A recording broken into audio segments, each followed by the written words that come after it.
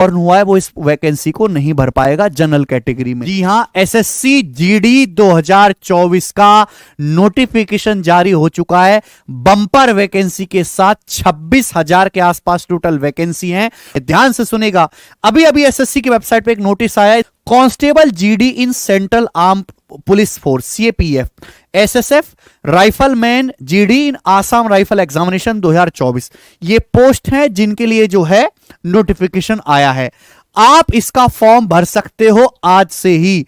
Date for submission of online application आज 24 नवंबर है। 24 नवंबर से लेके इस साल के आखिरी दिन 31 दिसंबर 2023 तक आप एसएससी जीडी 2024 का फॉर्म भर सकते हैं। सारी जानकारी दूंगा। वैकेंसी अलग अलग कैटेगरी की, मेल की अलग और फीमेल की अलग, एससी एसटी ओबीसी ईडब्ल्यूएस और जनरल की अलग अलग कैटेगरी में, बीएसएफ में, सीआईएसएफ में, सीआरपीएफ में कितनी कितनी वैकेंसी है वो यहां पर डिटेल में बताया गया है। अगर मैं टोटल मार के बताऊं तो टोटल 26,146 वैकेंसी का फाइनल नंबर है। ये लिमिट मैं आपको बता देता हूं, 18 से 23 साल की उम्र वाले लोग इस फॉर्म को भर सकते हैं, जो जनरल कैटेगरी में और ईडब्ल्यूएस इकोनॉमी की जो आपका इकोनॉमी वीकर सेक्शन में आते हैं, 18 से 23 साल की उम्र के बीच जिनकी एज आ रही है वो भर सकते हैं।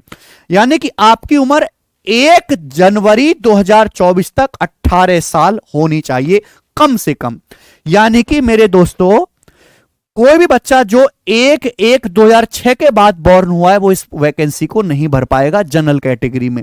लेकिन अगर आप जनरल के अलावा एससी एसटी कैटेगरी के हैं तो आपको 5 साल का रिलैक्सेशन मिलेगा। यानी कि आप 23 साल तक नहीं, आप 28 साल की उम्र तक फॉर्म भर सकते हो। स्टार्टिंग तो 18 साल ही होगी, लेकिन 28 साल तक की उम्र तक फॉर्म भर सकते हैं। अगर आप ओबीसी कैटेगरी के हैं तो आप 26 साल की उम्र तक फॉर्म भर सकते हैं। यानी कि अगर किसी ओबीसी वाले बच्चे की उम्र 1 जनवरी 2024 में अगर 26 साल भी हो रही है तो भी वो ये फॉर्म भर सकता है। इसी तरीके से एक्स सर्विसमैन के लिए है। अलग अलग कैटेगरी की यहां पर रिलैक्सेशन एज बताई गई है। ठीक है भाई, चलेगा। अब इसके आगे हम बात करेंगे।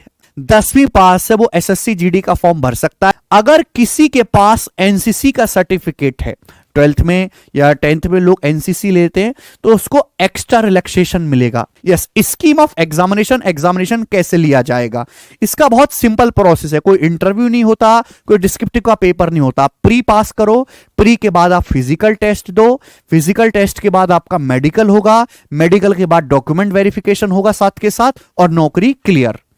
सुने भाई, कंप्यूटर बेस्ड पेपर होगा, ऑफलाइन पेपर नहीं होगा। ज्यादातर इसको गांव देहात के बच्चे भरते हैं नॉर्मली, तो भैया आपको इतनी बात मान लेनी चाहिए कि पेपर कंप्यूटर ही होगा। रीजनिंग के भी 20 सवाल होंगे, जनरल नॉलेज के भी 20 सवाल होंगे, मैथ्स के भी 20 सवाल होंगे, इंग्लिश या हिंदी के भी 20 सवाल होंगे। हर सवाल 2 मार्क्स का है। तो यानी अब इसमें नेगेटिव मार्किंग भी है। अगर आप सही करोगे तो आपको भैया एक क्वेश्चन सही करने के 2 नंबर मिलेंगे, लेकिन आप गलत करोगे तो आपके 0.5 मार्क्स कट जाएंगे भैया। 25% की नेगेटिव मार्किंग भी है।